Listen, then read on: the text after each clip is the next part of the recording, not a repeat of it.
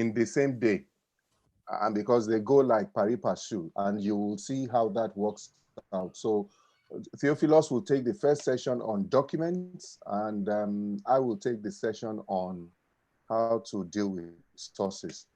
Thank you. Rosemary. Yeah, do we have any hands raised? Okay, so I have, I can see Priya. Okay, let me unmute you, Priya.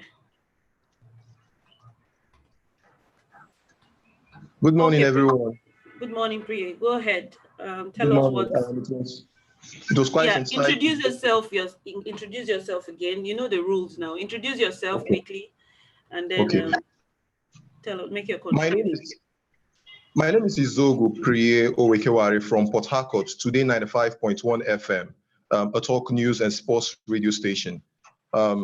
Yesterday was quite eventful. I learned a whole lot, especially when it comes to the FOI Act. It was so important that we as journalists get these informations and we actually make perfect use of them, especially when it comes to the law, because law is quite key to avoid litigations, especially affecting not just ourselves, also our brand and establishment we work for. So it was quite important. And thank goodness we had such a wonderful conversation yesterday and such wonderful lecture that we got. I learned a whole lot. Thank you very much.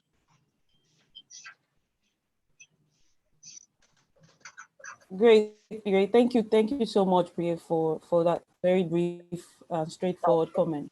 Do we have any other one? I'm not seeing any other hand raised. Okay, I see Aliyu.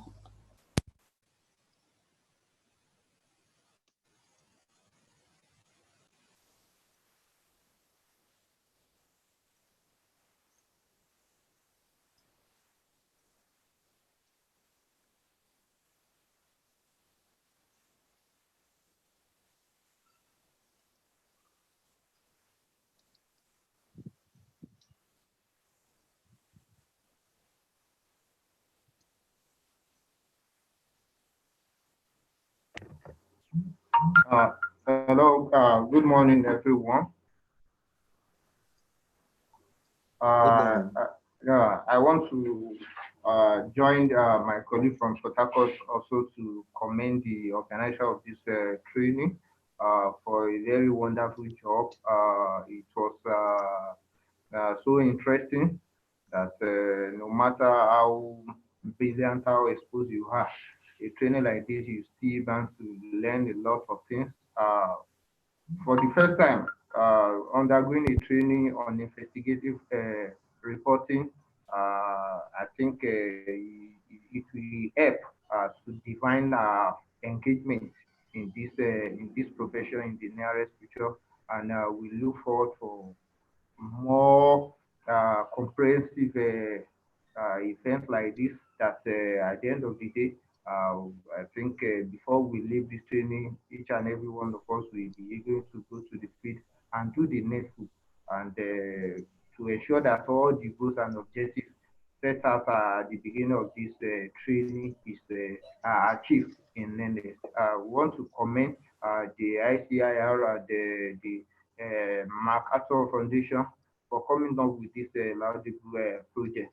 And I want to assure that we will not let them down.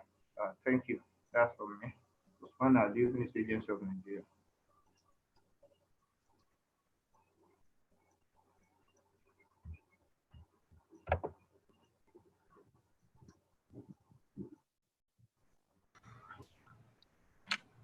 Hello, can you hear me? Thank you very much, Sunday. I hope you can still hear me. Yeah, we can. Okay. I'm having a bit of audio issue. Okay, let me see. We have other hands raised.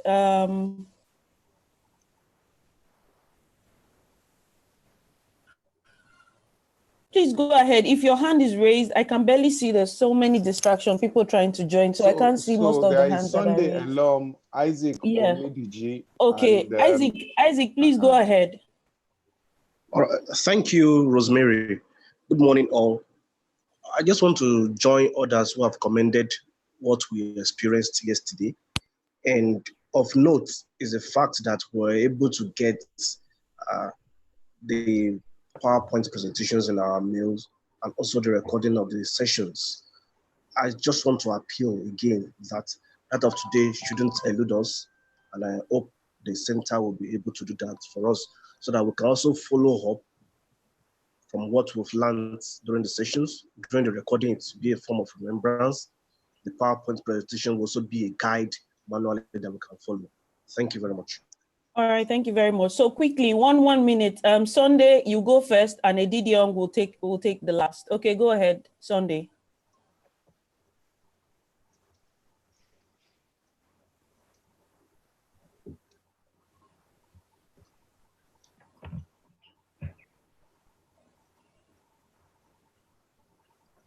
Sunday, your mic is muted. You have to unmute your mic. Okay. Thank you very much. My name is Sunday Elom from Both Scholar News. I must say today was a great day. The training was impactful. My colleagues have talked about the FOI and other aspects. And I must say another thing that I learned yesterday was a kind of the beginning of the training when Mr. Dayo talked about data, while doing your story. From that story used as a case study, when you made mention of more details about companies or organizations handling a particular project. And after the training, I was discussing with a friend who said, yes, that it's not really about when they were incorporated or what they do, but it's also important to know, to find out who owns them, who owns that particular organization, who owns that particular, for instance, construction company, who owns that company, because the owner can also influence the operation or the activities. So I must say it was impactful, and I'm grateful to ICIR and all the partners. Thank you very much. Thank you very much, Sunday. So Edidion, you go last quickly. Mr. Theophilus is in the house already, so please quickly go ahead with your comment. Okay, good morning, Rosemary, and good morning, everybody. I don't know if I'm being heard. Yes, go ahead. Okay, my name is Edidion Udobia from Inside Newspaper in Uyo, State. Okay, yesterday I asked a question. I dropped a question in the chat forum, chat group. The network was bad, so I didn't know if the question was answered, but I didn't get the answer. The question was for Kachi, and the question was, for instance, in a state that the procurement law is not domesticated, how are we supposed to go about with when we are seeking information on the procurement process, public procurement process, if we are working on a story? Because after the training, we are supposed to work on a story relating to public procurement. Now, if the law is not domesticated in a state, how is a reporter, a journalist, supposed to go about it to get the information he needs on the procurement of? Let me quickly answer that. The procurement law, like any federal law, is binding on, is not like the Child Rights Act or the Freedom of Information Act that has to be domesticated. The Procurement Act is an act of parliament. It is binding on all the states. So there's no issue of domestication. So the only problem that we might have is the Freedom of Information Act, which some states are kicking against, and they are talking about domestication, but there are court rulings that invalidate that kind of argument. But when we deal with the issue of Freedom of Information Act and all that, I don't know whether that was tackled yesterday. There are two different things. The Public Procurement Act, the PPA, is not something that I think has to be domesticated in any state. Yeah, I think that was exactly what Kachi said yesterday, but just not so we don't take our time. Edidion, please do that put that question in, write that question again and send it as an email. Like I said, I will forward it to Kachi and then I'll forward you his response. I know he responded. I understand that we had to. Oh no, your network is bad. So if you can't continue, I think Abba. Oh no, your network is bad. Oh, okay. Can you hear me now? Oh no, can you hear me? If you can hear me, your network is bad. Oh, okay. I can hear. I think we should just.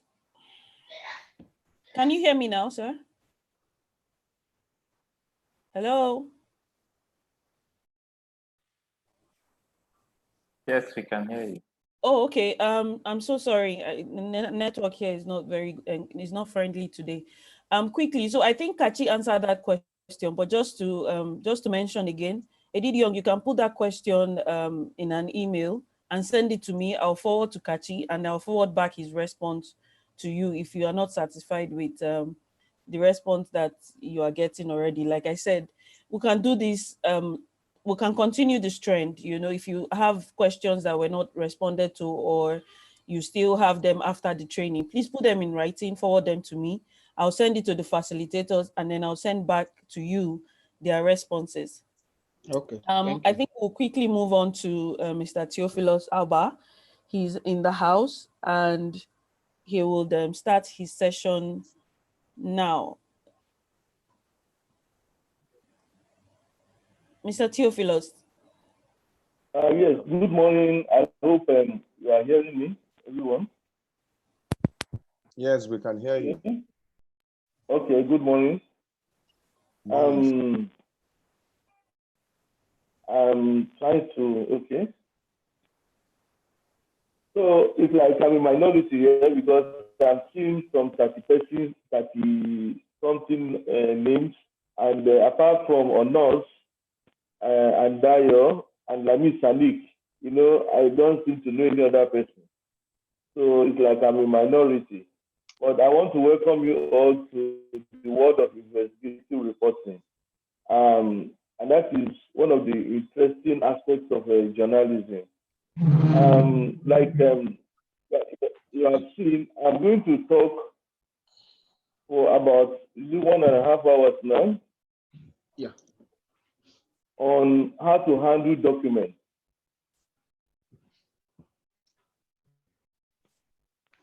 I want to be sure that you are seeing the slides.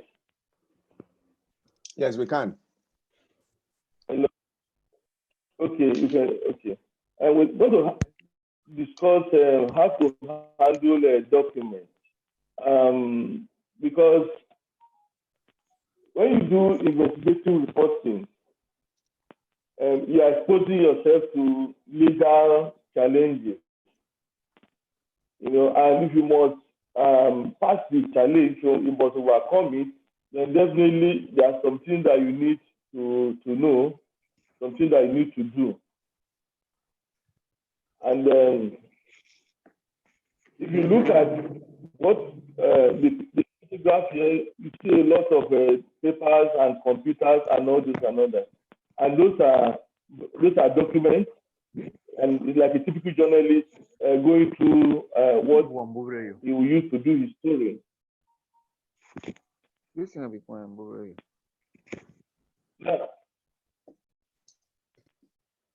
I don't know. Am I communicating? We can hear you. Go ahead, Dr. Abba. Okay, it's all right. So investigative reporting is also called evidence-based reporting. That means that for whatever you publish,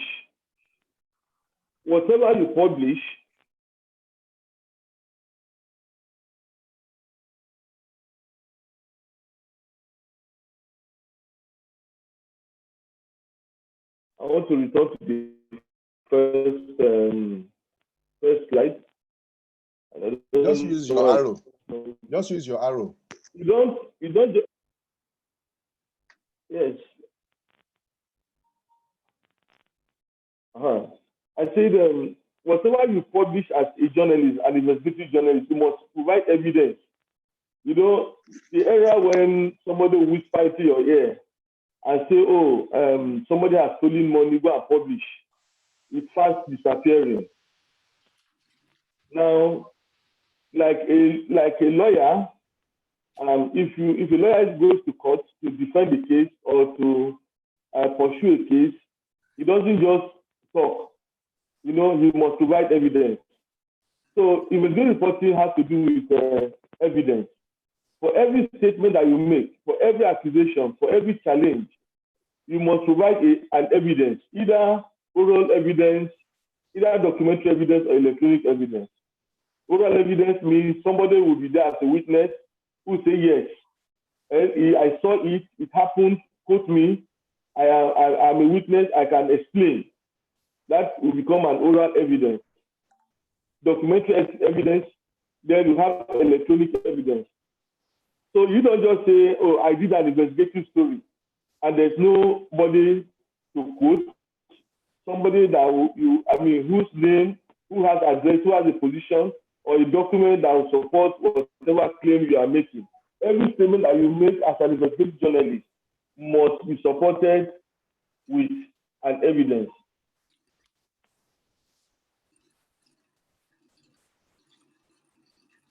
Now, this is very slow.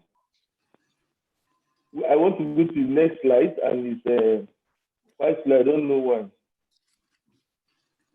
Yeah, it happened to me yesterday. So click on the presentation and then use your arrow to move to the set to what you want, either up or down. Click on the presentation first, and then move up or down with the arrow.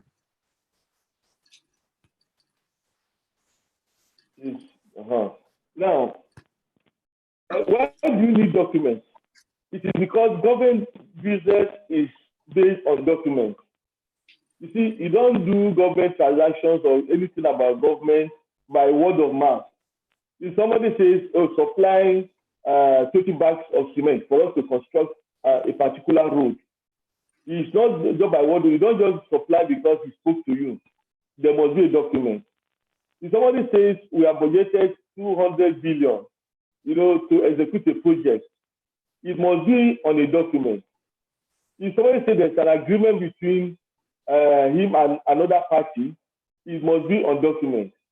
When the National Assembly meets, when they debate,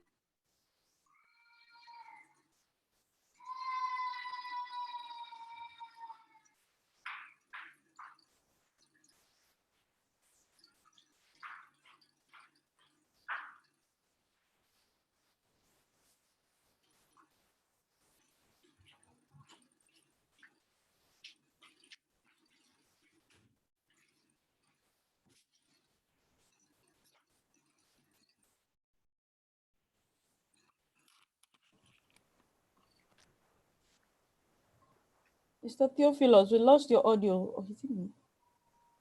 No, it's not you. I can't hear him too. Is it me or we had lost him for a while? Yeah, I can't hear him too. Oh, okay.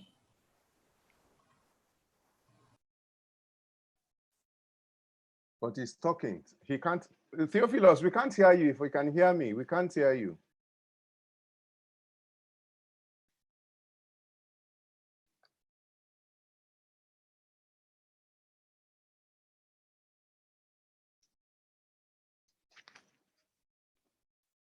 Let me call him.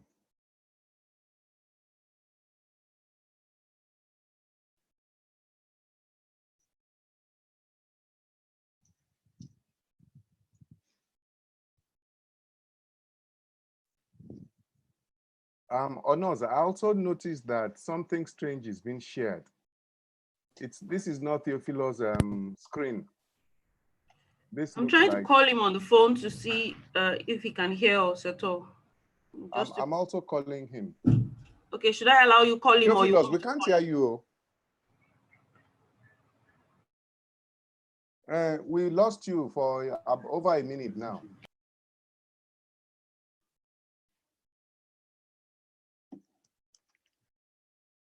Yeah, so I've told him that we've lost him. So let's just wait a minute or so. Unfortunately, this is Nigeria. We're still dealing with internet issue. So we'll just have to wait for Theophilus. And okay, so Onos, what I see on the screen, is this from Theophilus' screen, or ICI sharing the login details of this meeting? That's what I'm seeing.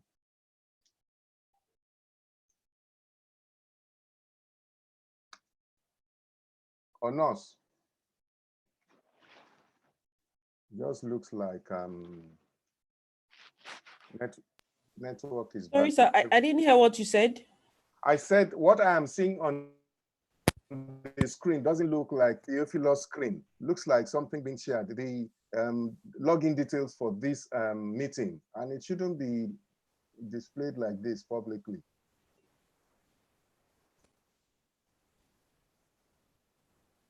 Yinka, can we change the screen, please? So Yinka, admit Theophilus. He exited and is back. Please, can you admit him? Okay. So we'll just wait for him to. Yes, I've done that, and then also the screen is just the meeting screen, because there's no screen sharing, and then also there's no video. Theophilus, welcome back. So I think you can share your screen and continue. We lost you for a while. Sorry about that. Let's see him again.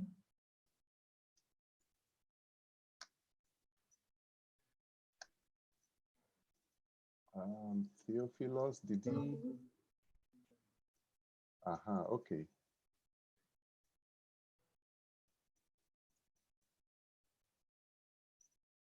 Dr. Abba, are you back with us? I can see you are. Okay, yes. But Dr. Abba, I can't see your mic, so you might not be able to communicate with us. I can't see your mic.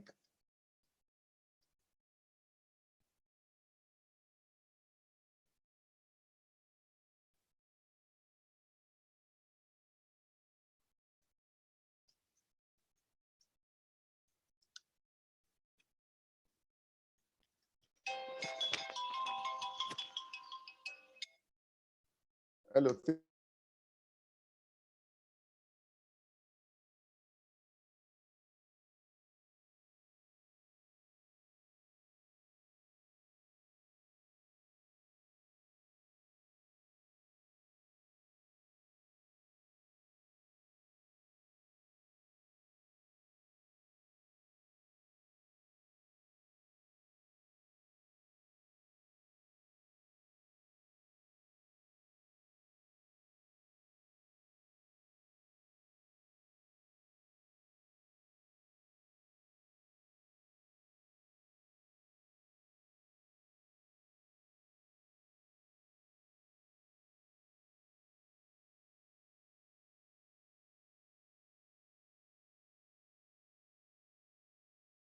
Okay. Hello, everyone. Onos. So Theophilus just called me, and he has issues with his audio, and you will see that he's actually part of the meeting, but he doesn't have a mic. So there's no way we can hear him, or any way for him to speak with us. So do I bring my session forward? Because yeah, I think we should do that. I think that would be a good idea. Let's do your own. I'll reach out to him offline so that we can see how to fix any issues from that end. Okay, so he says we should give him 1 minute to try and join and continue. If he can't do that, then I am ready with my session and I'll just go into it. Yeah, I'll reach out to him and tell.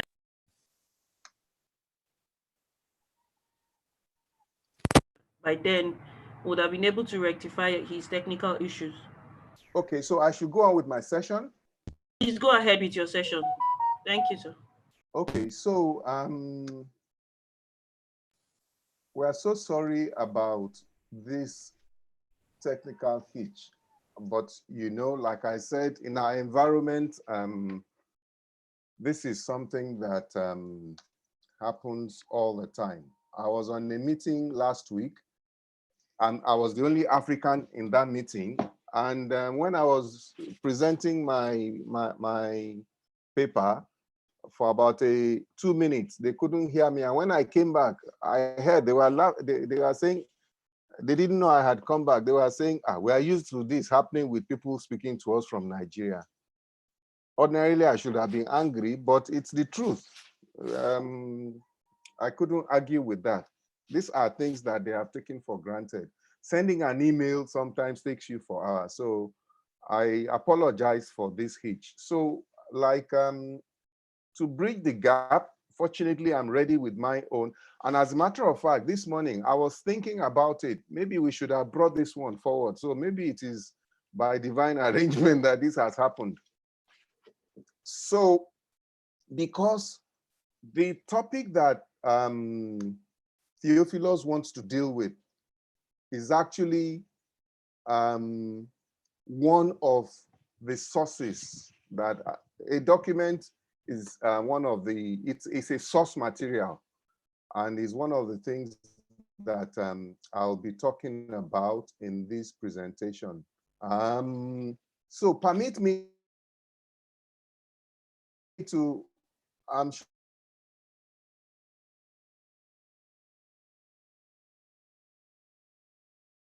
sure everybody can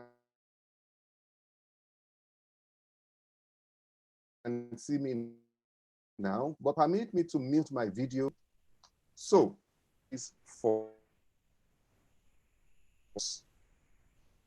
who really is a source. And I say anybody that provides you, in fact, anything that provides you information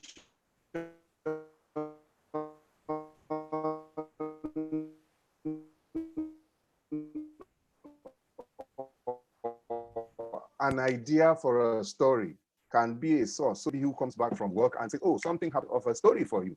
A source can be data. I gave the example of a signpost I saw about a construction work somewhere in Abuja yesterday.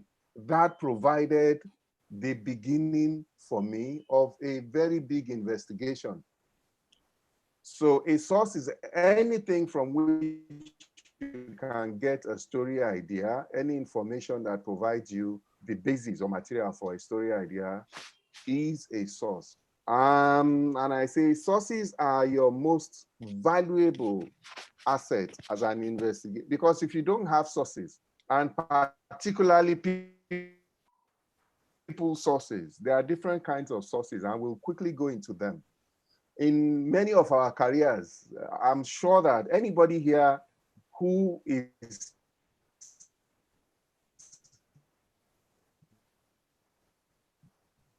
up to three, even from 2-3 years, even when you're covering a beat,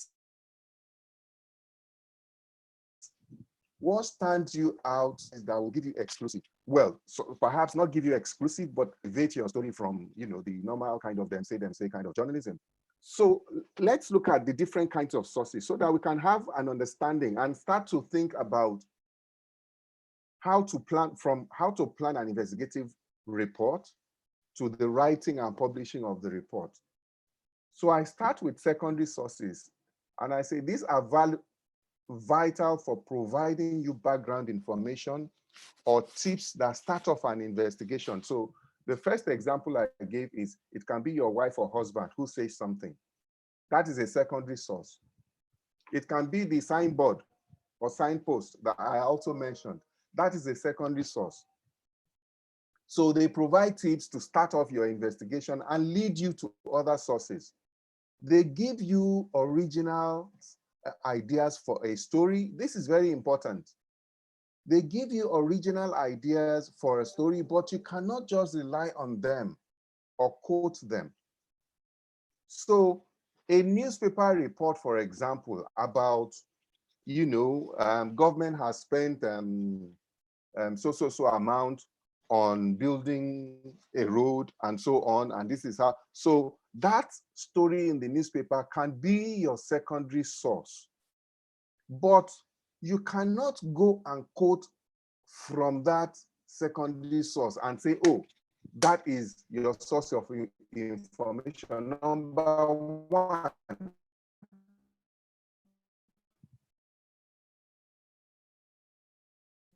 you will be prone to guilty of plagiarism if you lift materials like that, happened with the Washington Post report, who relied on somebody else's work. Number three, that thing can actually be misleading. So we have had situations where a reporter we funded to do a story quotes a data that I immediately knew could be impossible. It's just like saying that the population of Lagos is 50 million. And when I asked him, he said he found a story in the Vanguard. And I said, how can you do that? That story in the Vanguard is only your secondary source. You can't rely on it as a journalist, not even an investigative journalist. You have a responsibility to do your own work, even if you are using a secondary source as base or baseline for your own investigation. So mark this, secondary sources can be terribly unreliable. Of course, they can provide tips for you, but you cannot rely on them and run with them or quote them. But the important thing is that tips can turn into big investigations. What starts off as a simple, unverified tip can bring down a whole government.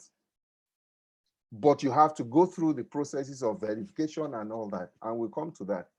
And I say, so secondary sources could include newspaper reports, stories that have been done on a subject. It could be, chats with conversations with your colleagues, with your acquaintances, your friends, family members, anybody. As a matter of fact, you can pick up information in the Danfo public transport. I remember when I lived in Lagos many years ago in Idimu, I made a point of going to the Idimu police station fairly regularly because what drunkards talked about, the kind of information, including policemen, the kind of information they divulged, I found to be very, very valuable for investigations. I also say government officials can also be secondary sources. They can provide you the basis for your information. Published reports, annual reports. For example, many of us who cover public corporations, we go to offices and right there before us, we find the annual reports of banks and businesses. That is a treasure trove of information.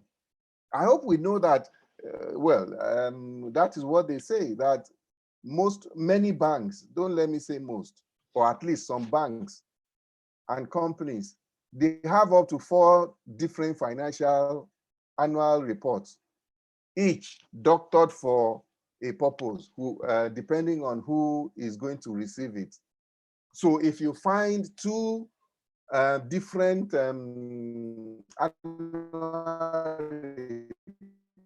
reports with discrepancies, that is a story. That's information that is available, proactively declared or maybe published, like the annual Auditor General's report. That can be a secondary report.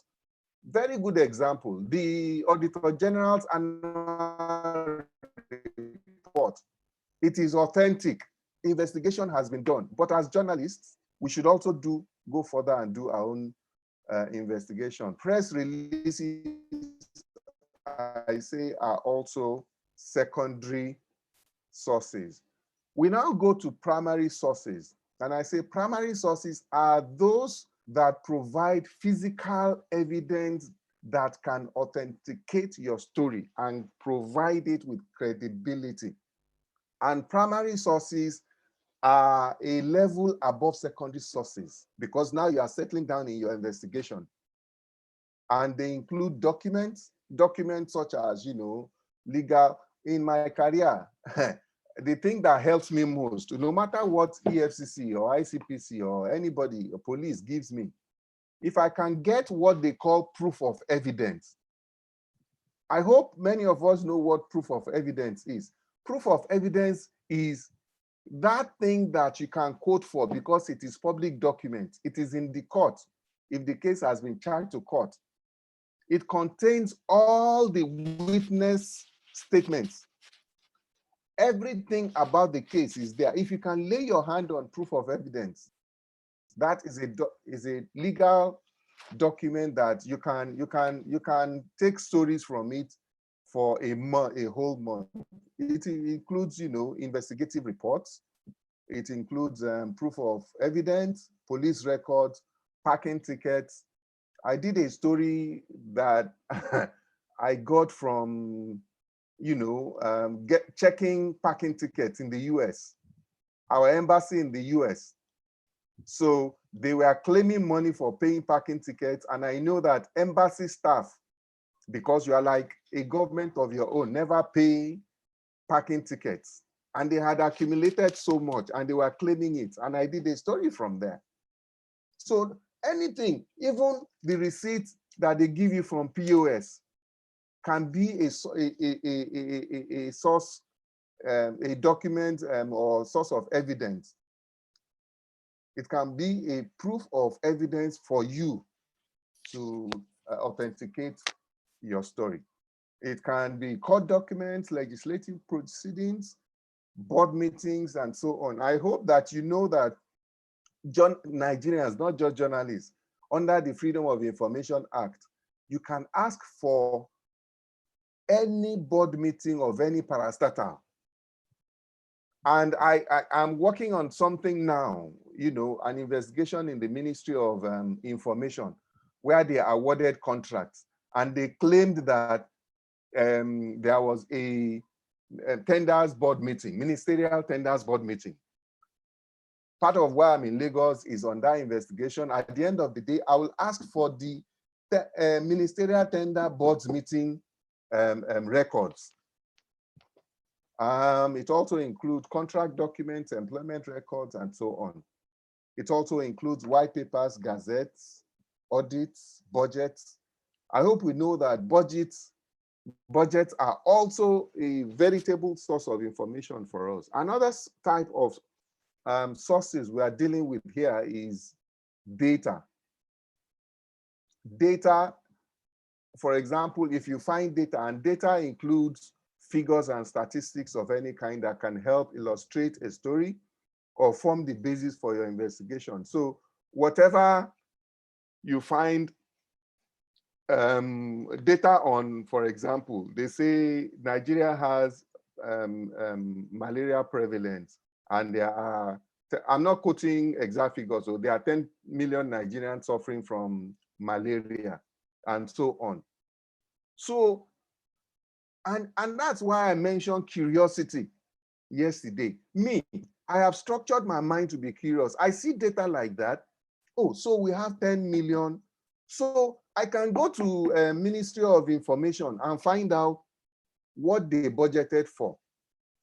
So as a matter of fact, you might find that the ministry has been collecting money for treating 15, 20 million Nigerians with malaria.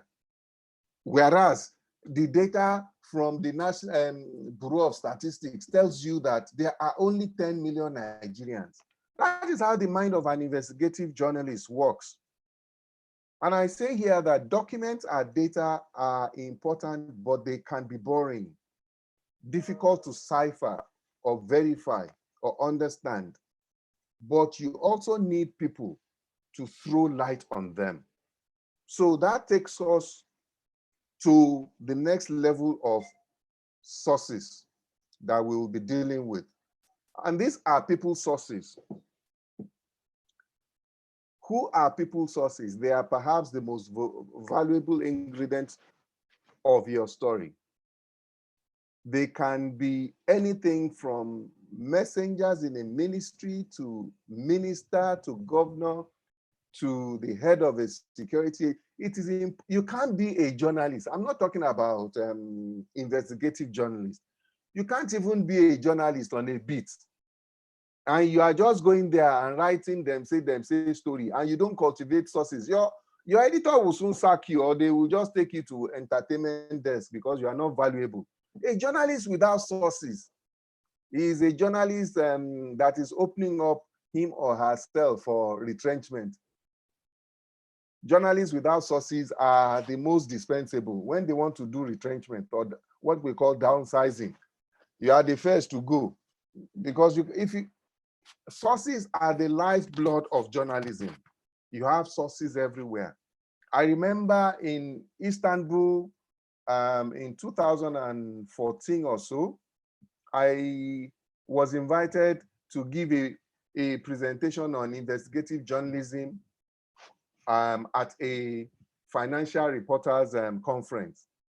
I was still a novice in making presentations, and lo and behold, I went there. I didn't even prepare any formal presentation, and so I was just talking about my experience as an investigative journalist, and that's where I first learned that in training, the most important thing is for senior colleagues to share their experiences, and more junior persons will learn from those experiences. The second thing that happened was that I mentioned in talking about the Yaradua debacle, how Yaradua died and so on. I was working in TEL then that President Obasanjo was my source, or the source of my organization. And that just blew the mind of everyone there. And I did not need to do further presentation. They were asking questions about that. Well, how did you understand?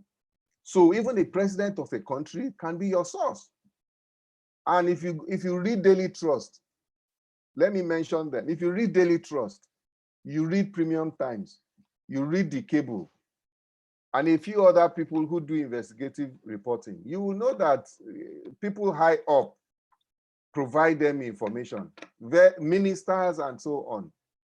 The quality of the sources you cultivate could determine your worth as a journalist and as an investigative reporter. The quality of the sources, not just that you have sources. So I worked in TEL magazine at a point. There was a guy there, the only source he had was the chairman of a board of a parastatal. Anything you say, let me go and ask this man.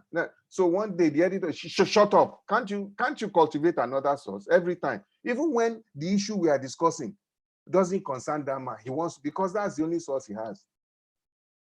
Sources are everywhere, but you have to look for them, cultivate them, build a relation.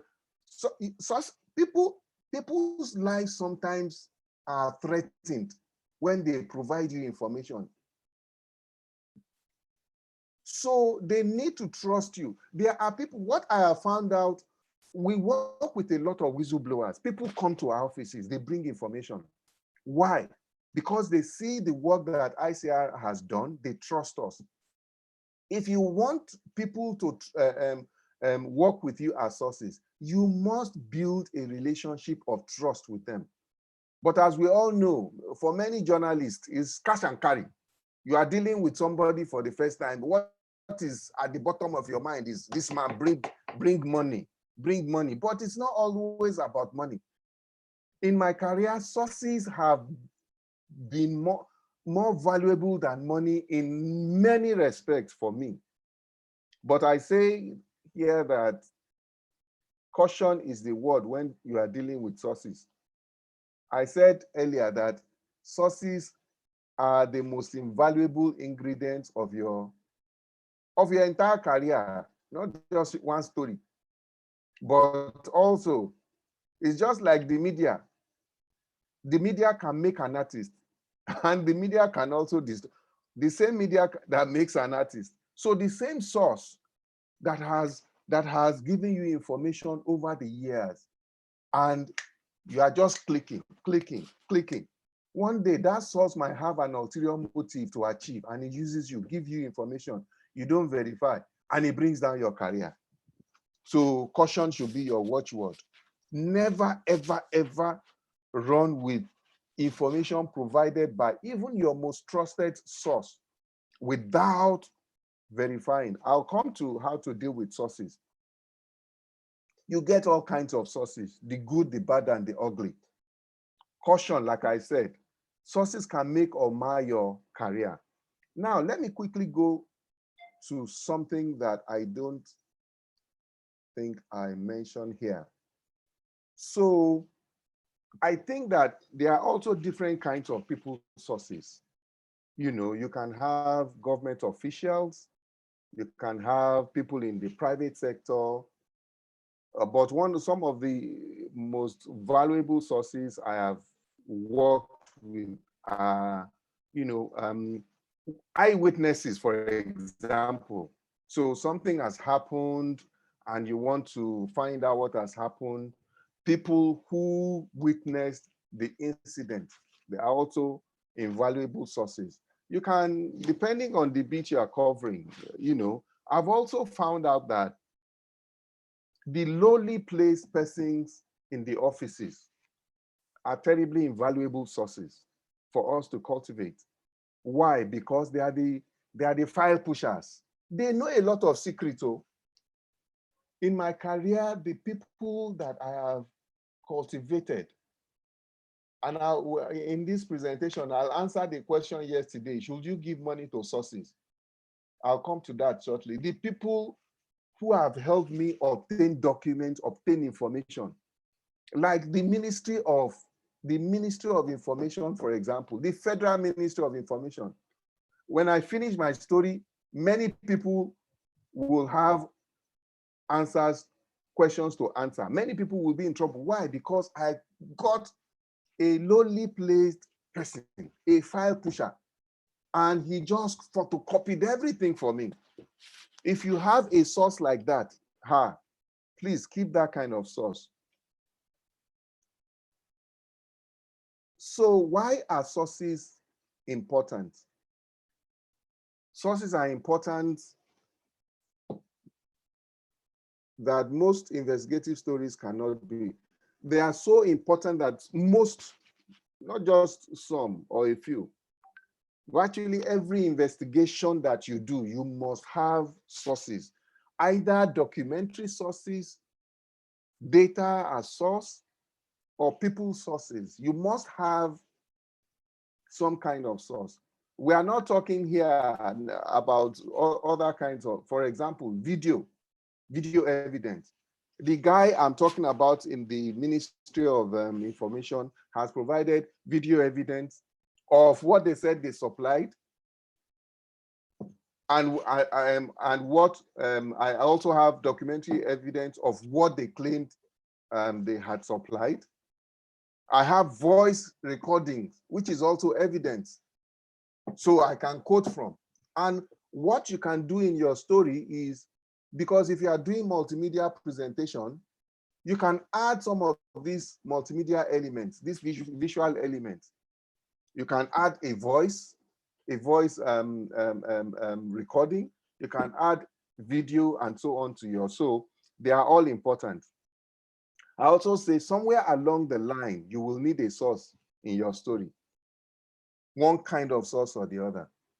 Sources are important for information, even the most unwilling or hostile source, if you apply the person well, might provide you information. So you go to somebody and he says, oh, please, I don't want to talk about that matter. Don't put me in trouble.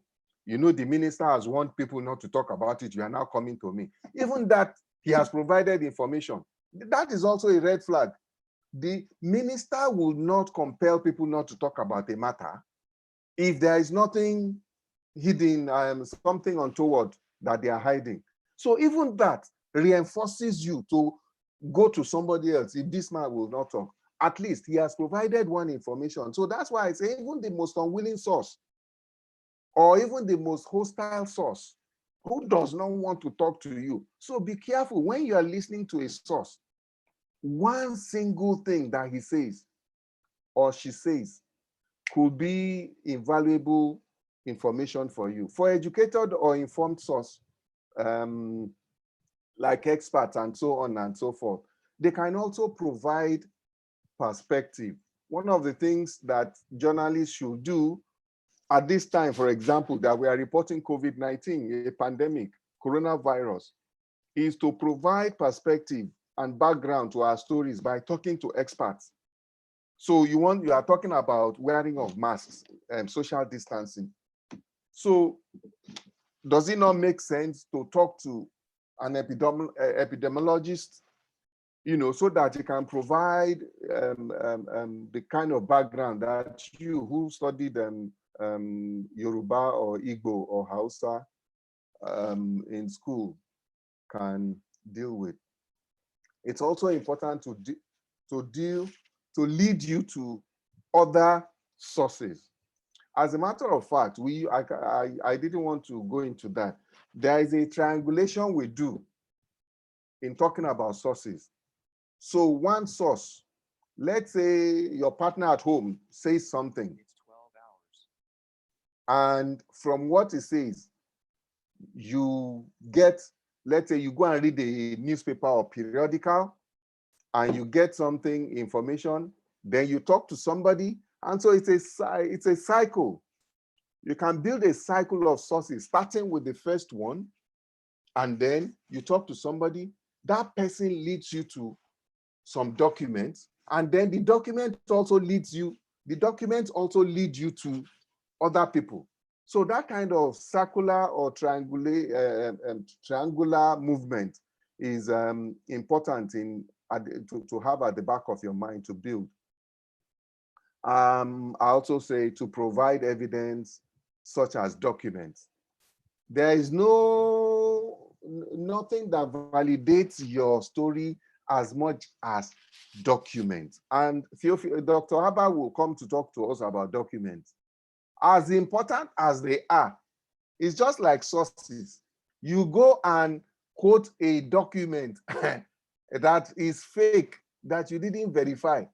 Not only your career is doomed, you would also face legal consequences.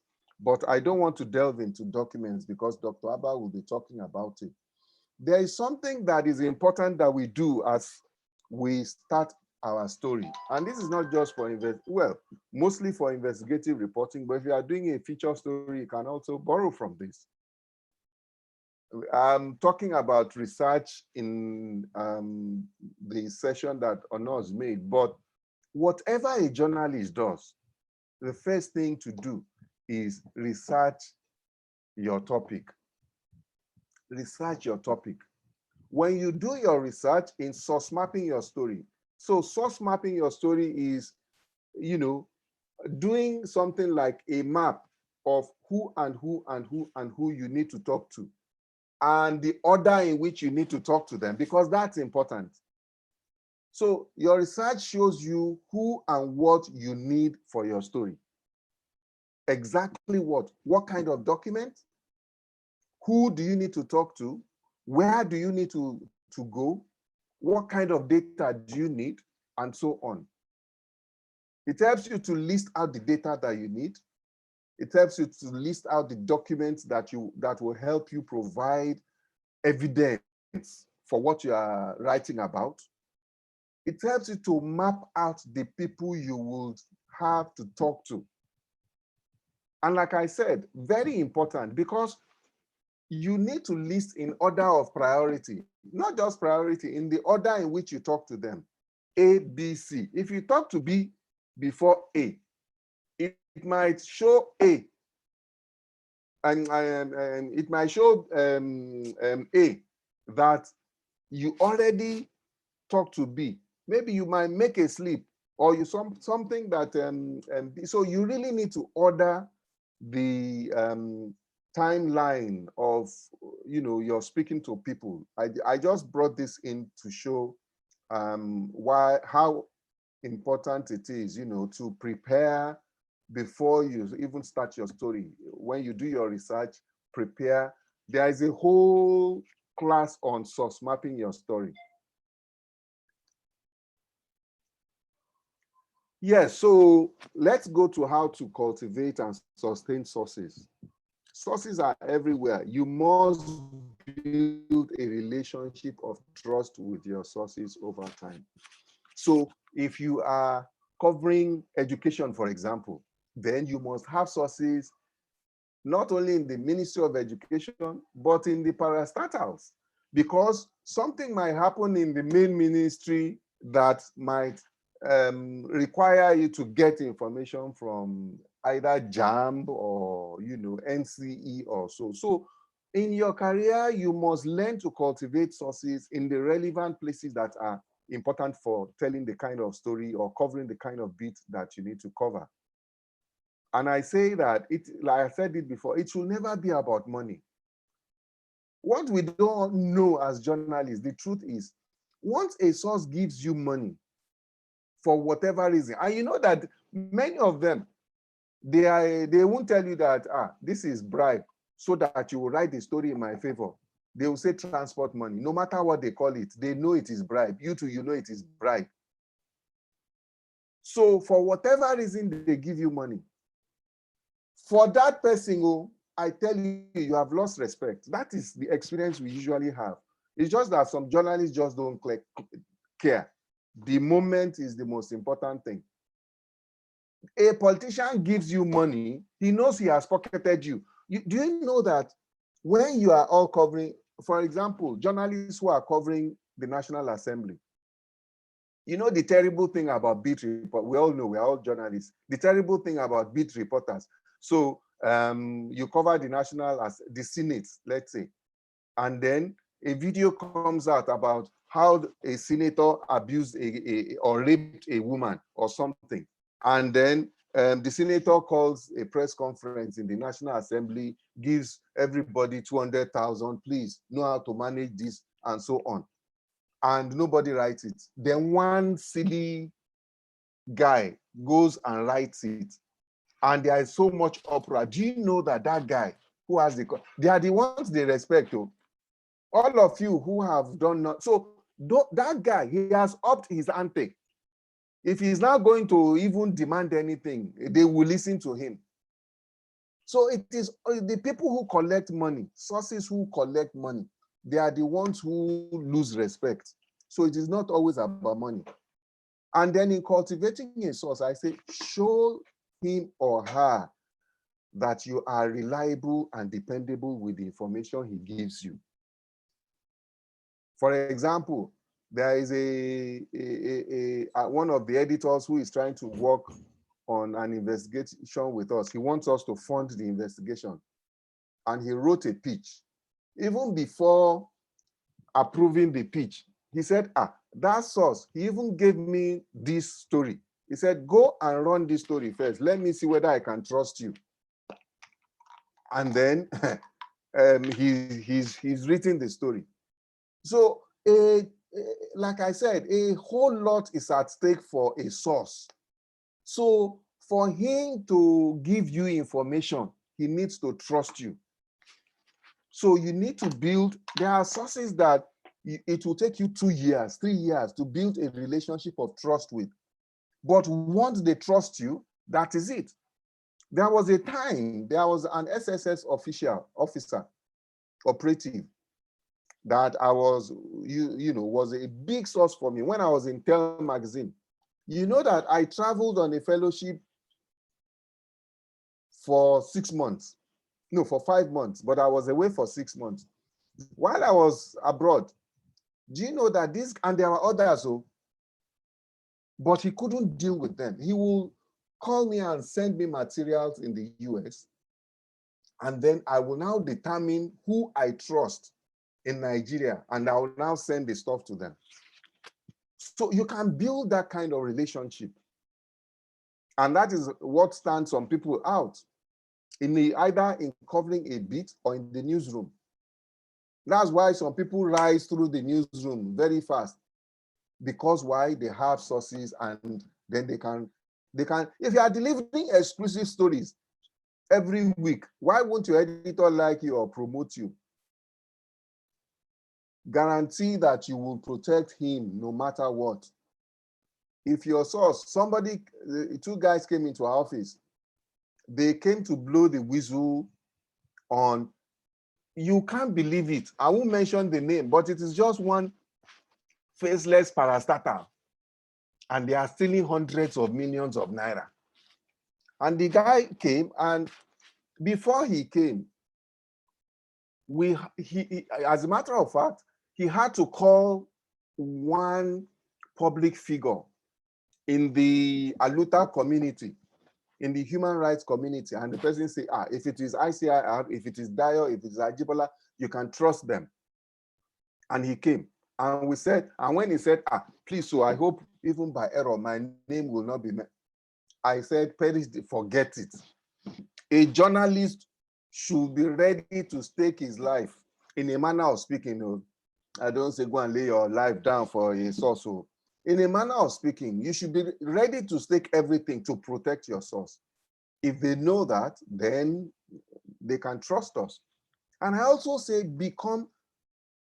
I know that for many people on this call, I'm stating the obvious, but many senior journalists on the call will know exactly how important what I am saying is.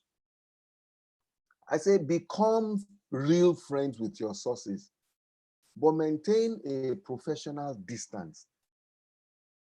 Because the mistake many of us make is that we forget that these people are still in government or they still work for government, even though they are our sources and they have become friends. We go to their house, they come to our house, and we eat together and all that. But for as long as they remain sources, for as long as they remain in government, for as long as it is likely that you will be called upon to do a story on them, really, you must maintain your professional distance. Let me give you one example. So the former, even the present chairman of EFCC is a friend. We visit each other's house. Sorry, not the present, the suspended one, who is enmeshed in corruption allegations. Magu, and then Lamode before him.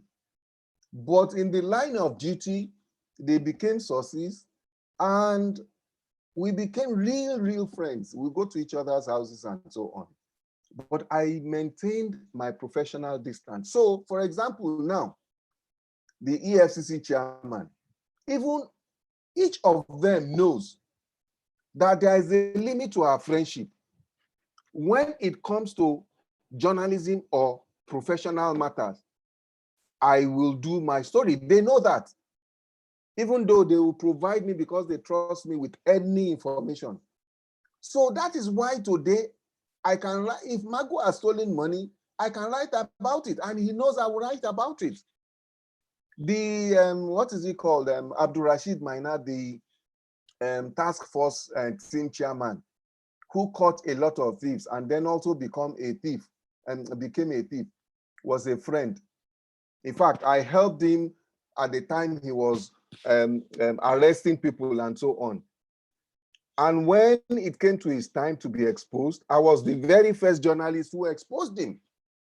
So that's what I mean, that you must maintain professional distance with your sources. Curiously, consciously cultivate your source. So it shouldn't be a relationship where it is only when you need information from them that you remember to call them. There are even friends like that, even family members. It's only when you and I understand family members who or friends, it is only when they need money that they'll call you. You know, sometimes you can even bang the phone on them. The same thing is the relationship between a journalist and a source. Take interest in their life, other than, so if somebody delivers a baby, send him a text message, go to the naming ceremony, or do something. So it shouldn't be just about getting stories or information from them. That is how to build a source. Now, let us look at different kinds of sources. And I'm sure that all of us have come across unsolicited source. This, he's willing and ready to, in fact, he seeks you out to give you information.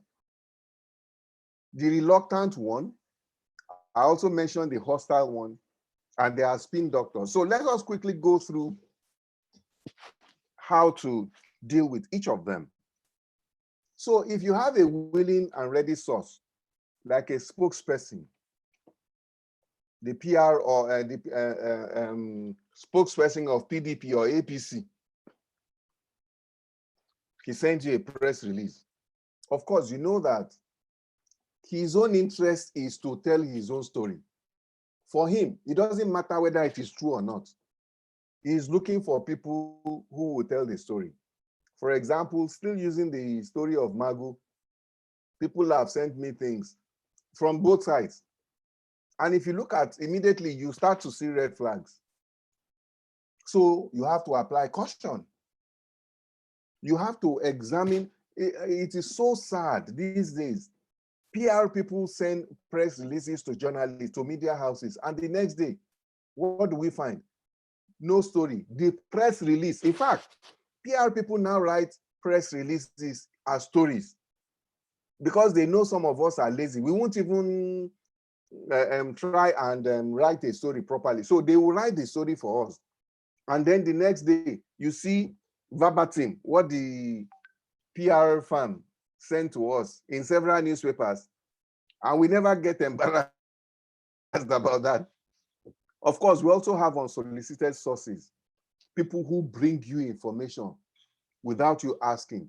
Like PR people, we also have to understand that these people want to project their own agenda. They might have an agenda that is subjective. And so you also have to be skeptical, and you also have to apply caution. Reluctant or unwilling sources. And you can't blame people from being hesitant and reluctant in providing. Some of the whistleblowers we have worked with, they have lost their job. When Raji Rasaki, the former Fashola, the former governor of Lagos State, when he resumed as Minister of Works, he met a case on his table, a whistleblower who blew the whistle on corruption in the ministry. He had been sacked. And maybe for about 18 months, he had not been paid salary. The minister ordered his reinstatement. Do you know that in spite of a ministerial order, it took months for the PAMSEC, for the guy to be reinstated? So there's a lot at stake for them. So when you meet a hostile source, it is just that he's protecting his own self. And that's why he's unwilling. So there are things to do. You can, coax the person.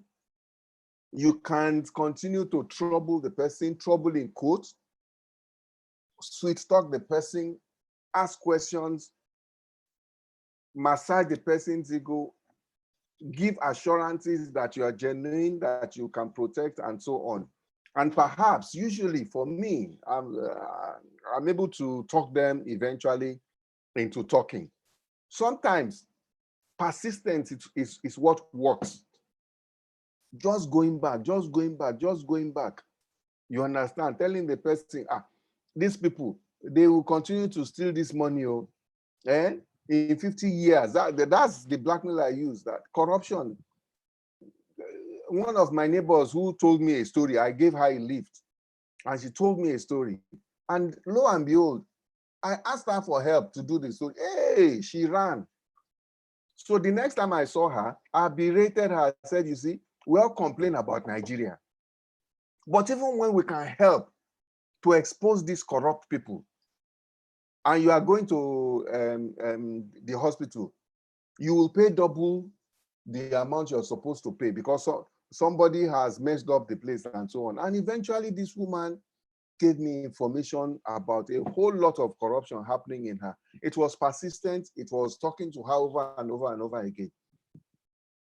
If you are dealing with a hostile or threatening source, somebody, that kind of person, it is when a source is hostile, they are different from these reluctant, unwilling ones. I explained, the unwilling one is unwilling because his life, his job, her life, her job might be at stake. But the hostile one, his hostility is actually a red flag. it means that this guy is probably hiding something. He might not be the guilty party, but he knows something he's hiding and doesn't want to divulge. Then if he now goes up to being a threatening source, then it means that he is actually hiding something. But you are a journalist. The law covers you because the Constitution says that empowers you to hold public officials into account. And public official is not just people who work in government, or a bank official, for example, or people who work in for anybody. So what do? Be professional. Be firm. Don't be abusive. Don't be abusive, but be firm. Insist on doing your job, because bottom line is that you are just doing your job. We also have, there is actually a whole class on how to deal with spin doctors, and they are the most dangerous to our careers, not just for 1 or 2 stories. No, for a whole career. These are the career destroyers, spin doctors and unreliable sources. Let me tell you, I mentioned there is somebody high up who has always given me information. It has always been 100% sound, and I always relied on it. Do you know this guy? He told me, so he joined the APC. He was never a politician, but he became a politician, joined APC, and became close to Buhari before the first election. And one day he called me from, is it Jigawa or Taraba, somewhere in the north, and told me that PDP thugs had attacked Buhari's convoy, that they stoned him, this, that. You know, this is somebody I have trusted for so long. There is not one single information he ever gave me that I didn't find to be true. Imagine that I had run with this. So incidentally, at that time we had correspondents in, so it is Jigawa, we had a correspondent in the state, and I called her, and she told me she was actually there covering the event, and that what happened was one person threw a stone as the convoy was passing, and that was it. It was not any incident. It was not even an incident. And this guy wanted to spin the thing. I don't know what there are people who do that. You don't know what they want to achieve. So you need to be careful. Spin doctors can be government officials, corrupt civil servants. Like an investigation I just asked somebody to do. So some people in an estate in Lagos, the estate money, about 30 million. It's a big, rich estate, about 30 billion. They stole it. And now they were spinning, when the reporter started the investigation, they were the first he met. The spin that they gave to the story is that some people were threatening them, that they said they don't like them in the estate and that they will burn their house and so on. So people put a lot of spin into stories. You don't know why. It might be for their own benefit or to cover up something. PR men, media men who think it is their job to lie, be prepared. One of the reasons why you should do a thorough research before starting on your investigation is it puts you in a position of knowledge and authority. You know what you are talking about. So if somebody comes with a spin or with some unreliable information, you can tell him, no, that's not what happened. This is what happened. So can you answer this question? If you don't know the facts, you can't answer intelligent questions. Confront the source with the facts you have. When somebody says that, oh, they stole only 29 million, no, you can say, no, I have documentary evidence, it's 920 million. Then the person will now have to justify, or say something. You understand? Dr. Abba will handle the session on forensic interview techniques. I'm sure he'll talk about that. Now, let me come to the question that was asked yesterday. Paying sources for information. So,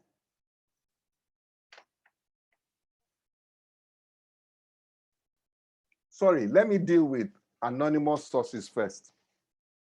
And this is very important for our credibility and for the credibility of our story. I say anonymity somewhat reduces the credibility of your story. There is an editor, many of us in Abuja know. That editor, he writes a story and he calls it a feature investigation from the beginning to the end, in anonymous sources. I remember one time, Martin Zonoja, who is now MD of The Guardian, Martins called me and said, Dio, that I can expose this guy. So Martins had written a story about certain things happening in the civil service. I think at that time, President Jonathan did some things about, palm sex and directors in the civil service. And Martins has solid sources in those areas. He wrote a story. A few days later, this guy rejigged the story and was quoting sources. And Martins was so angry. When you write stories, particularly your investigation of feature story or special report cannot be filled with anonymous sources. It becomes your story is less credible. Quoting too many anonymous sources is not good for your story. If somebody is talking to you and asks for anonymity, ask them why. You might be able to convince them, oh no, that's not a problem. Why? Is it that they want to kill you or they want to sack you? But of course, we know that some sources, they don't even need to tell you, the journalist, you will insist. It has happened to me several times. You will insist that, no, I won't mention, don't let us mention your name. Some people are naive, particularly people who are angry at what has happened in the system. And they provide, I don't mind, tell them it is me. But it is you as the journalist, you have a responsibility because you recognize this guy. It's not only his job, but his life that is at stake. So you need to tell them, old man, old woman, cool down and explain why they. So some sources must remain anonymous for reasons of safety, of legal liabilities, threat of sack or arrest. That is easy for us to understand. If there are genuine reasons, make it obvious in your story. Because I've told, in the ICR, for example, you know that when you are dealing with somebody who doesn't want to talk to you, they give all kinds of excuses. So our policy is we must talk to the other side. But we know that the other side will never talk. So the trick we use is speak to them using all manner of sources. Talk to them, reach them through via Twitter, via Facebook, via WhatsApp. Get their phone number, call them, send text. Over time, if you do this for a week, write all efforts that you made in your story. The reader who is reading you will know that, yes, you try. This man really didn't want to talk to you. For whatever reason, if somebody asks you for anonymity, you as the reporter, it is not your call, you have to tell your editor.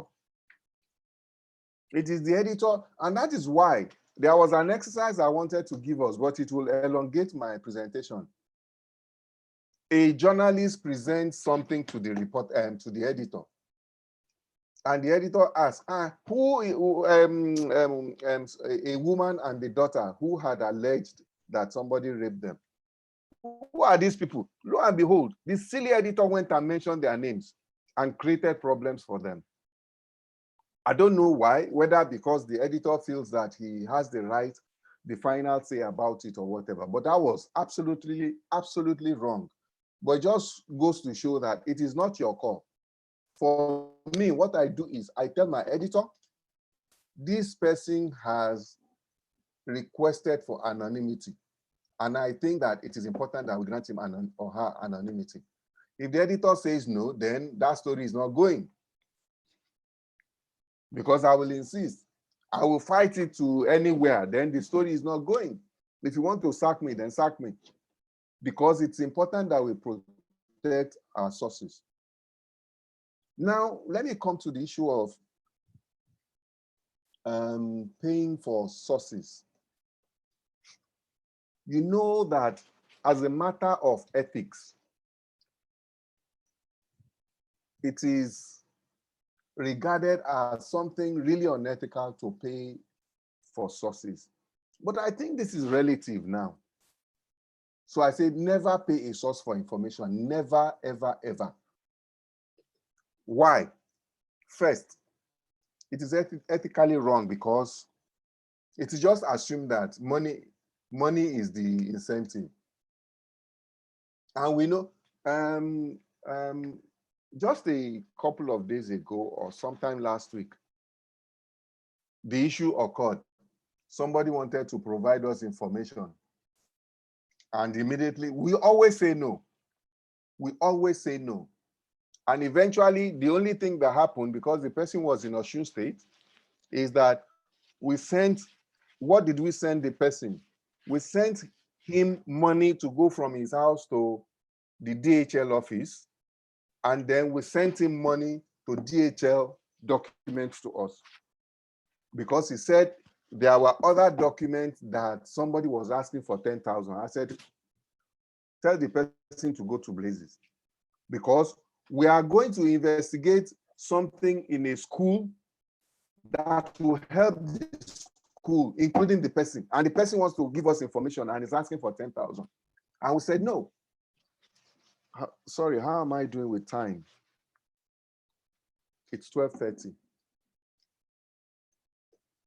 Hello, Anos, if you can hear me, when am I supposed to? I can hear you, but I think you can be rounding off now so that we have enough time for questions.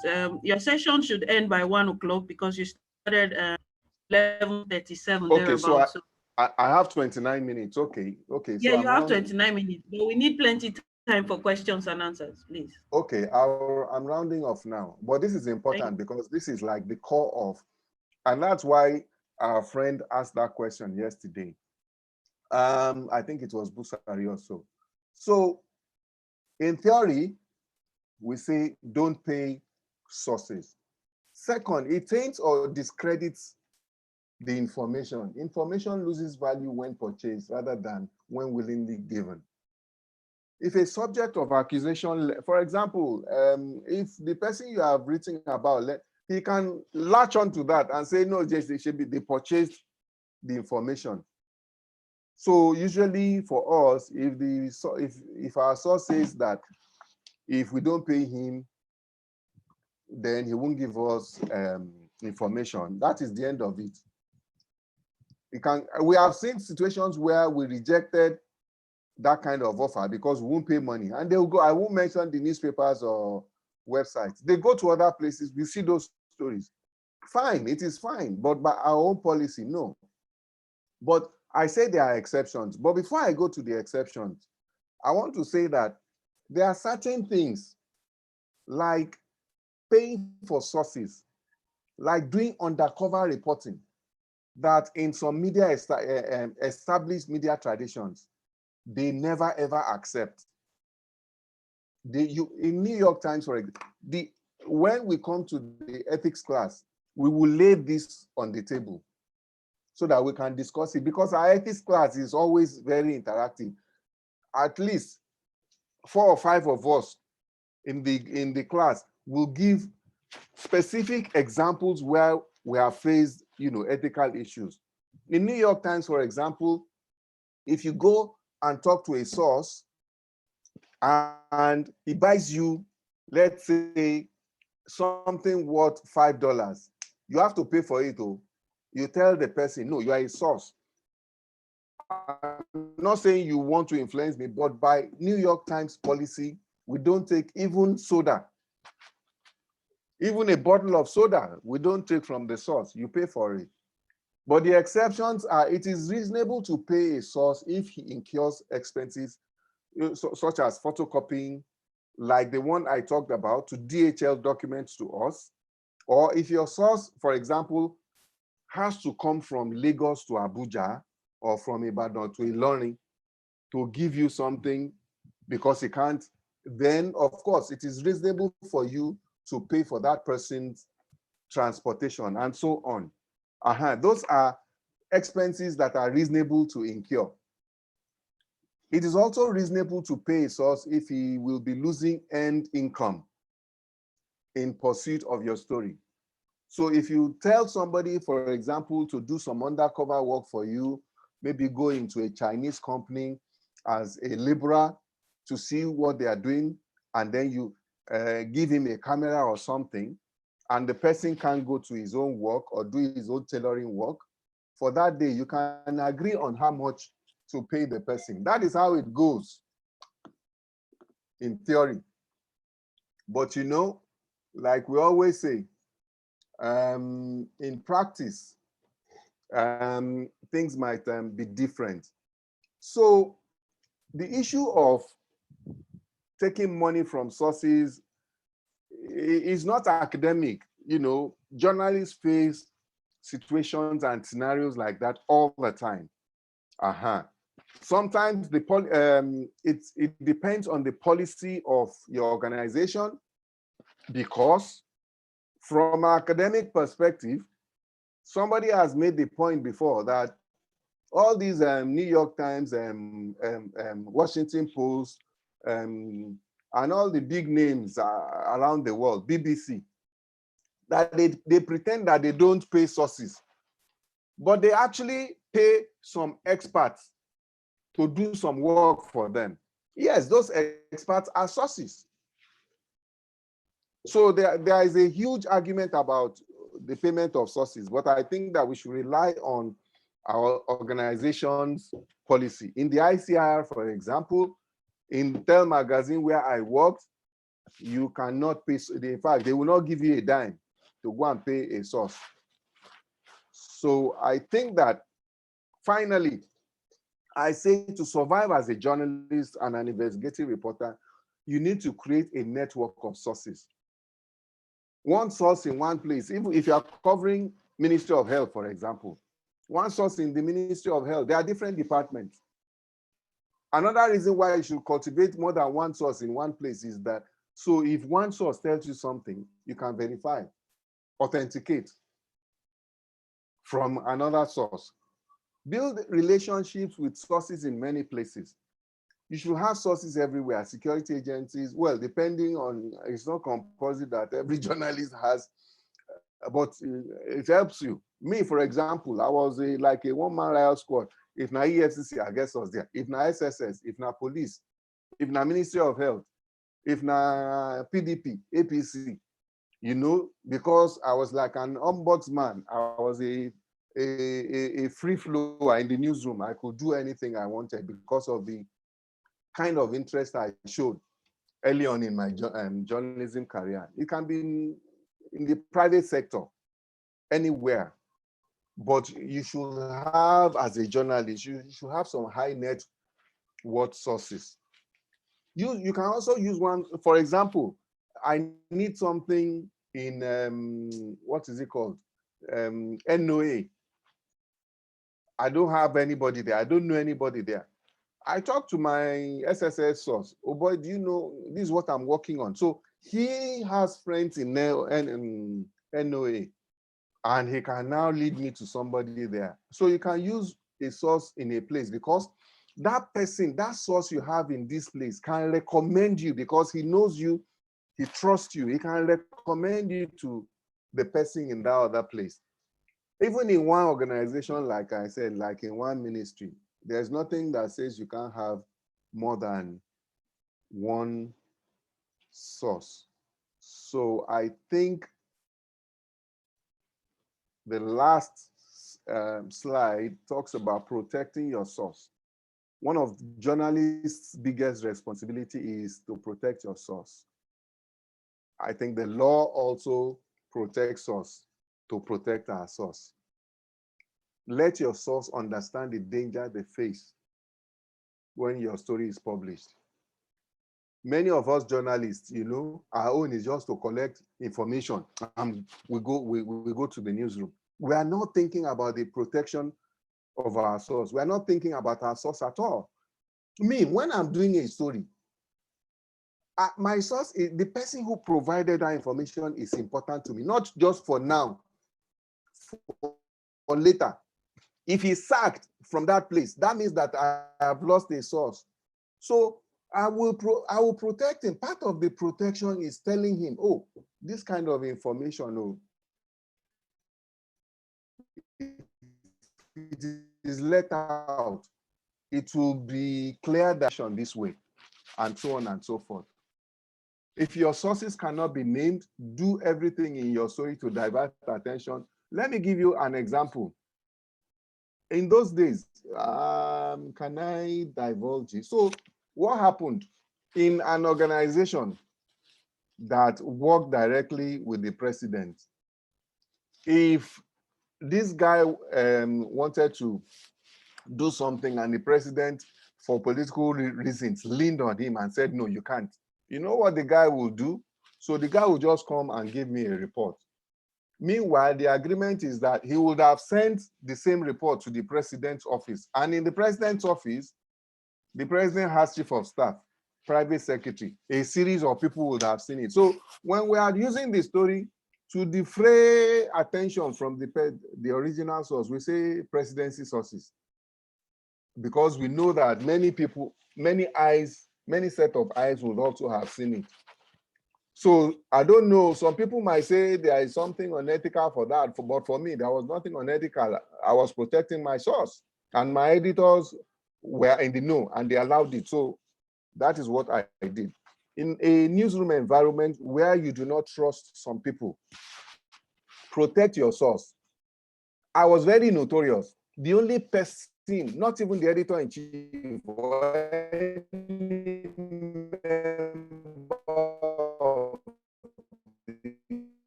the editorial board, at editorial meeting, they knew I will not. Only the editor would I tell, this is the person. You must at least be able to disclose the person to your editor. He's the one who edits the story. The box stops on his table. If anything arises, they come back to him. So you need to, but you have absolute right not to disclose the name or identity of your source to any other person in your newsroom. Only the editor. But never lie to protect your source. And then never lie to your source, that you provide him anonymity and then you don't. We shouldn't ever do that. I think that, let me just be sure, but I think that I've come to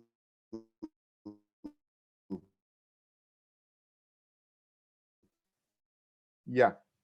So I am open to questions now. Just be sure, yes.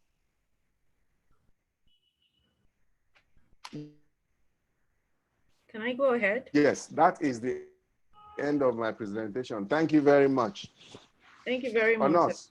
Yes, thank you so much. So we have questions already in the chat box. And we also have some questions, maybe one or two from our pre-test that I think you should help us shed some light on, especially because some of the journalists weren't sure. I'll take one question from our pre-test before I go to the chat box. The question is, sources love to say, this is off record. What does this mean to a journalist? About 61% of the people that responded were not sure how to respond to that. So when a source tells you this is off record, what does that mean to the journalist? Okay, very good. Thank you very much. As I was going on, I wanted to touch on this. So when a source says, there are different levels actually of off record. So if a source says he's dealing with you off record, it means that he is providing information to you to use, but he doesn't want to be quoted. For me, that is what off record absolutely means. Hello, can you hear me? Yes, I can hear you. Go ahead. Okay, so because my screen just changed. So off record means that I am providing information to you to use as you deem fit, but you cannot quote me. But you see, I said that there are variances in this, because somebody might actually also provide you information. You know that it's not everything that you know that you can publish. So there, if it is, that will now be deep off record. If the person is telling you this and he says, look, I just want you because we have this relationship of trust. So you know exactly the truth, but you know you can't quote that. You can't, sometimes you can't even mention it. Then it means that nowhere in your story should anything that person tells you be found. So he's just telling you for the sake of telling you, so that you have that at the back of your mind when you're writing your story. It might inform you, for example, to go one step further, to ask somebody else about something. So if the director in a ministry, for example, is talking to you deep off record, and he tells you, look, I know the minister is the one who ordered the director of procurement to do this. The PAMSEC, in fact, quarreled for 1 hour at a meeting with the minister, but the minister insisted. And he also tells you, at the end of the day, the contract was given to the minister's brother. We know that. But Dio, please, I'm just telling you this so that you know that that man is a rogue. You cannot quote me, and you cannot even mention in your story all this that I'm telling you. So it means that he has spelled it out. You can't use that in your story. But what it means is that he has provided information to you that you can do further investigation on. So you can pursue, if you can find somebody who can tell you more details about the contract. If you get the quantity bill of lading, or what do they call it, and you find out what they have supplied, who supplied it, for example, you can go to CAC. You can find out who is the beneficial owner. The question that my brother asked earlier, that Onos mentioned about CAC and all that. It's called beneficial owner because there could be layering. Somebody might be fronting for somebody. So if you find out that the minister's brother is actually the owner of the company, then you are not quoting what the original source has said, but you have more information. So I think that is, for me, that is what off record means. If somebody says, I'm speaking to you off record, simply what it means is I am providing information for you to use, but you cannot quote me. If he doesn't even want you to use the information, that's what we call deep off record. And it means that you cannot, it's not just that you can't quote him, you cannot use the information. So for me, that is what I think it means. I don't know whether Theophilus or any other person has another perspective, because this is not something about that. Your knows this.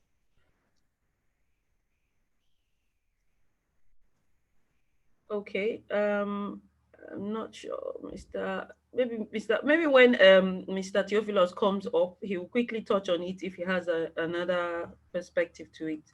But we have a question that is related to that. So is it necessary to quote people's sources, sir?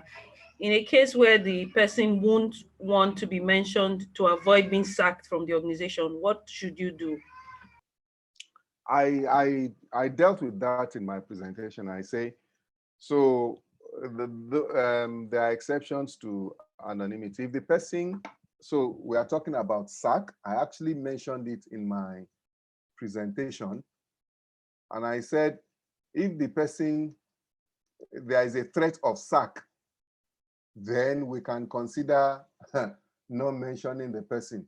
If the person's safety is on the line, then we can consider protecting the person. I talked about that in this place. I think protecting your, is it?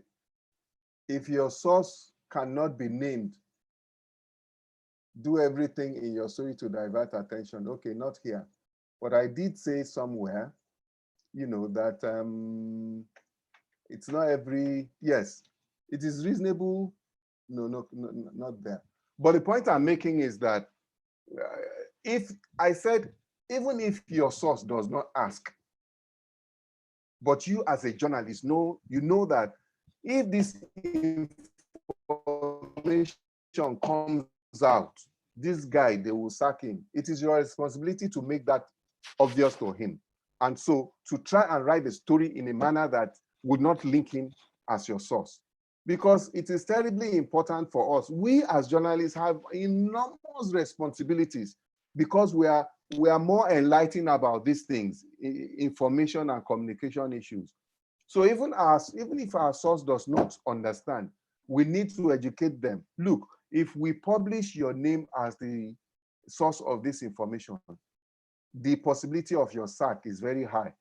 Then he has the decision. There are people who will say, I don't care. My Minister of Information guy said, look, if they ask me, if I sit down with the PAMSEC, I will look her in the face and say, I'm the one.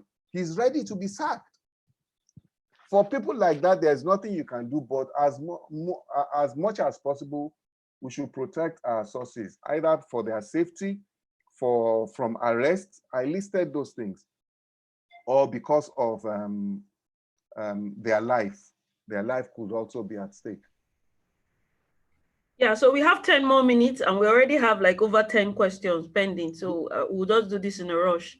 Okay. You said, good morning, Mr. Dayo. You said that a secondary source like a newspaper cannot be quoted. My question is, for instance, that a journalist stumbles on a story about Nestle water and in the process of writing his story, he finds a part of the story that is similar, like the one you shared, the Amos's story, which you shared yesterday, relevant.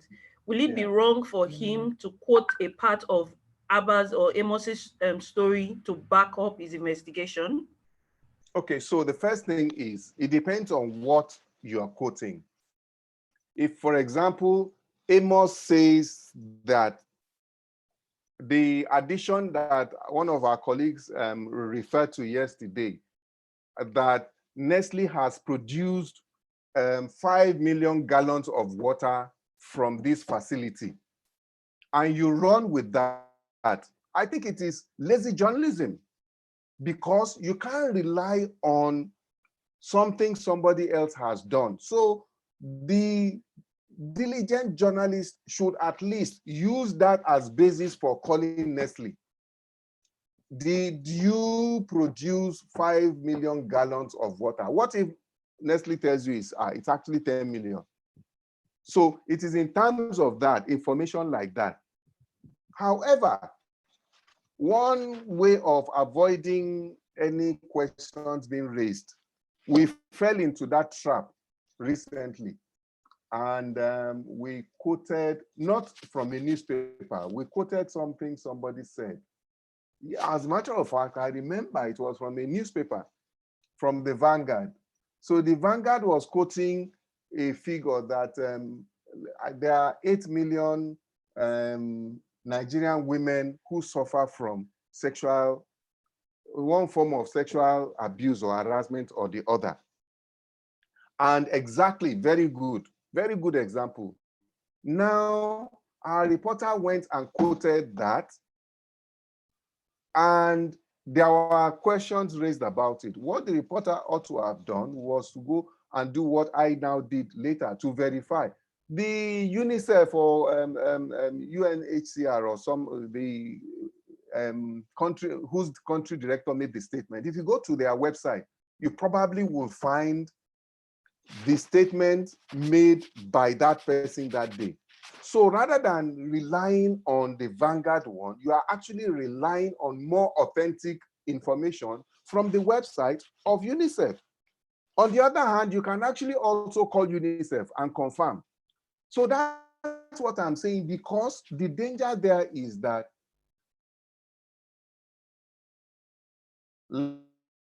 like me, who is being lazy and trying to use herself or herself has been lazy.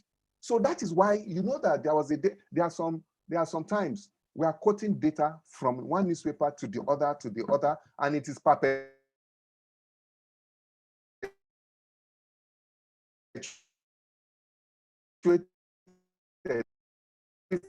Find out, if you fact check, you find out the population of Abuja is 5 million. Then you are writing a story about the population of Abuja. You now quote ICR as saying 5 million Abuja residents. No, because there are other verifiable means of getting more authentic data. So that's what I'm saying, that you can only use what somebody else has written as basis for your own investigation. I don't think we need to flog this further. Or no, next question. Yeah, I'm trying to skip some questions that I think are similar to the ones you've already responded to. So I have another question that says, what if maybe a hostile source bans you from their office space or from being seen anywhere around them? What do you do?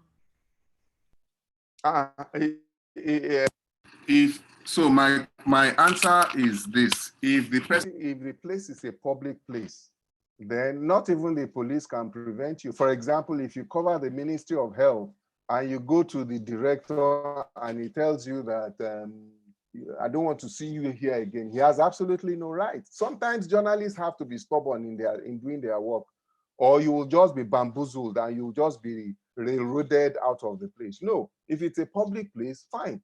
But for example, if there's a bomb blast and the policeman asks you, you are not supposed to be here, leave this place, fine, yes, that is fine, I'll leave the place. But in a public place, so if you, for example, it's also a private.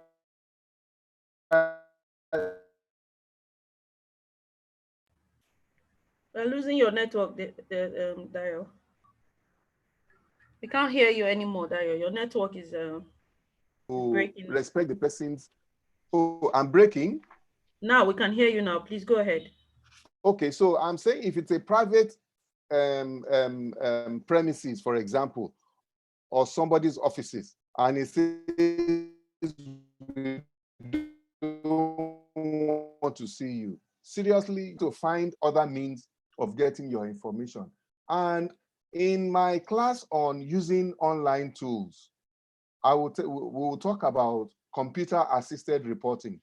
It's not today's journalism has been made easy by Oyinbo man. You don't have to pound the roads. You can sit down, you actually start and end your story right in front of your computer. Is it phone number you want? The phone numbers are on the website. So why do you have to go there? So I'm saying that you really don't need to endanger yourself physically by going to places when you can WhatsApp them, when you can call them, you can find their phone numbers, you can communicate with them virtually and so on. So that's my answer to that question. Okay, so we have 3 more minutes. I'm sorry if you're not able to take your questions. Please put them in an email and send to me, and we will send you the feedback. Another question is, if a source is refusing to talk to you, can you further persuade them by offering them anonymity yourself, like telling them you will not mention them in the story to make them talk to you? Well, you know, sometimes as journalists, first and foremost, let me tell you that there are things that the resource persons here will tell you that when it happens on the field to you, you would abandon all that we have told you. And you have to use your own experience, your own intuition, and so on. Because there are some situations nobody ever envisages them, particularly when they have to do with your security. You understand? So if a source says that